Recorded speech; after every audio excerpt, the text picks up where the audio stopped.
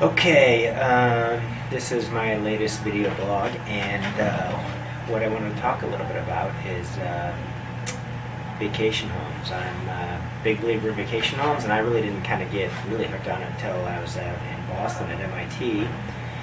And basically, it seemed like everybody I met had a vacation home. They had a house at the Cape, which is, they call it the Cape, it's Cape Cod, which is kind of the muscle part, or the arm part of Massachusetts.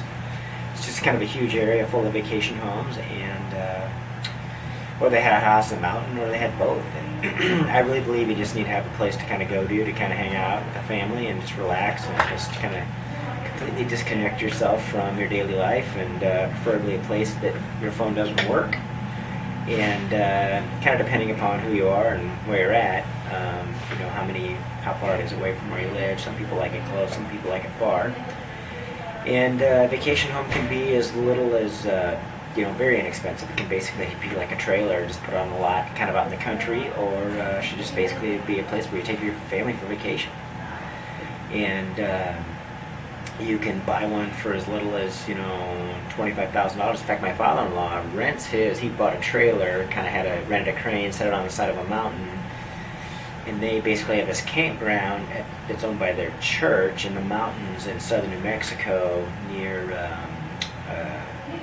Ski Apache, which is near Rio Doso. It's kind of a resort area. Well, he pays like $300-400 a year for lease and to rent the ground, and so it's just a great way for the family to kind of get out and that kind of thing. So I'm, of course, a bigger water sports guy, and I really believe in water, so I'm going to really talk about having a vacation home on the water.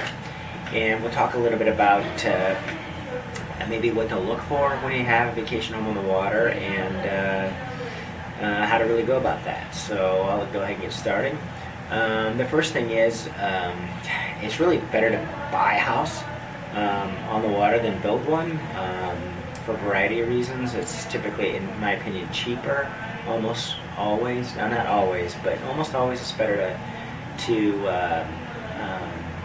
buy a house. The problem is the deferred maintenance can be quite significant in vacation areas because people don't normally quite, normally don't quite take as good a care of them, but they don't seem to. Anyway, and then plus they take a bigger beating. So I think the first thing should be, you know, when you go to a lake, the lake quality, or the kind of lake, or what you're exactly looking for, that should be the number one thing. I think the house is kind of secondary.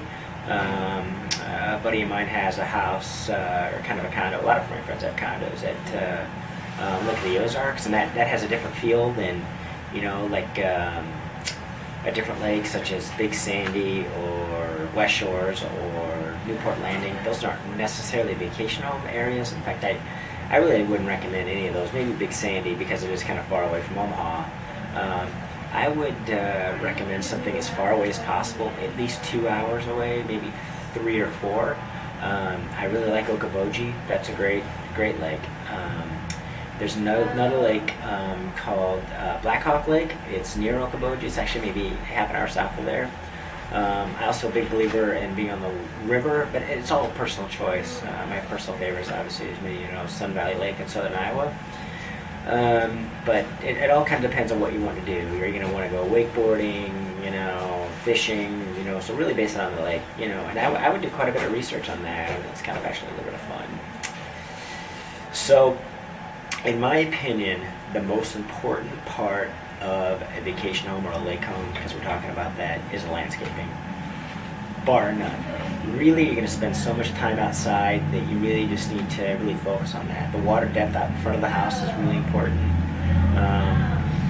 And actually, it's the first thing you should really focus on when you kind of build a lake house. If you're actually going to do that, I would make sure that you have good water depth out in front of the house, and lots of them you can dredge. It's not that expensive to dredge in front of your house if the lake allows it. Some of them don't allow that, but most lakes do. The other thing is spend a lot of money on the dock. You know, I would just, you know, whatever you can possibly afford, put the money in the dock. I wouldn't put so much of the money in the house. If you have a really good dock that will really bring people outside. I also am a big believer in fire pits.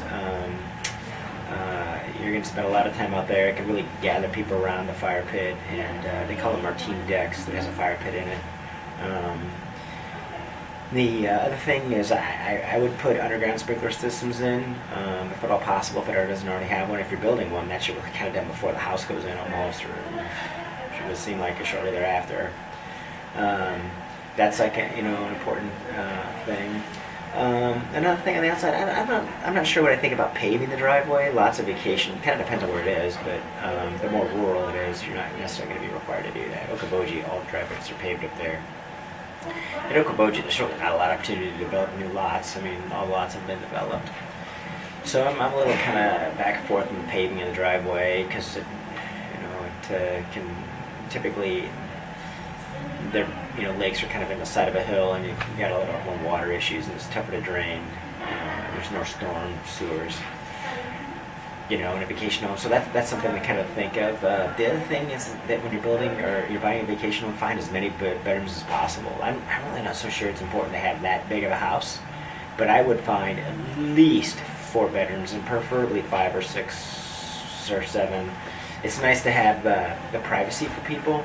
And that goes with bathrooms, although that's not quite as important as the bedrooms. I mean, you can really get by with as few as 2 bathrooms, maybe 1 bathroom.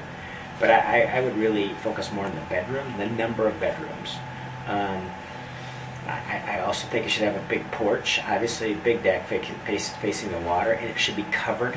It should be a covered porch, kind of keep people out of the sun. It'll be more likely to have people out there. You should also have as much of a flat of a yard as possible near the water to encourage kids and family people just to sit out there and play. I wouldn't have a lot of terracing. If you are going to have terracing, it'll have 1 terrace, and it may be big. I believe in big flat areas in front of the water. They're more likely to get used by family members and get people out there. I go back and forth. A lot of lake communities don't allow sheds near the water. If you can get a shed near the water, I would do that. But I'd build a big shed, big enough like for a garage and maybe a little apartment above it, kind of thing. I see that more at Lake of the Woods, which is in kind of Canada. It's kind of that's nice. A lot of lakes don't allow that though. So. Another thing is a gigantic garage. You're going to want to have the biggest garage you can really afford. It's just huge. You wouldn't believe the amount of stuff you'll end up accumulating, patio furniture and that kind of thing, and toys, and you want to be able to get a big enough garage to get your boat in, so you're going to want a very, very large garage. And really you only need kind of a combination living room, kind of kitchen, really. You only really need maybe 1 living space, maybe 2. I'm not so sure if you even need 2 living spaces, although that is nice to have 2 living spaces. But I would focus on the number of bedrooms, really, more than anything else. And the garage is really important. I can, of course, help you with all this. I'm very, very familiar with vacation homes. I've done several transactions. Have built a vacation home. I've also had experience with mountain homes, too. I can really, add a lot of value with you on how to put together a mountain house. And that's a whole other conversation of where you put your mountain house. I mean, that's something very different kind of conversation, because it's normally going to be quite a ways from where you live normally. And then I guess my last thing on vacation homes is when you go to buy a boat, buy your second boat first. So most guys buy their second boat second, and what I mean by that is they really don't buy the boat they really want until the second time. So I really recommend that you really kind of think about that. Try to spend some time on the water, on the lake you want to kind of build on or buy on, and really become familiar with it. That sometimes can be difficult if it's a private lake. So that's it. If you have any questions, you can email me and give you some tips on lake homes and vacation homes in general. And we'll talk to you soon.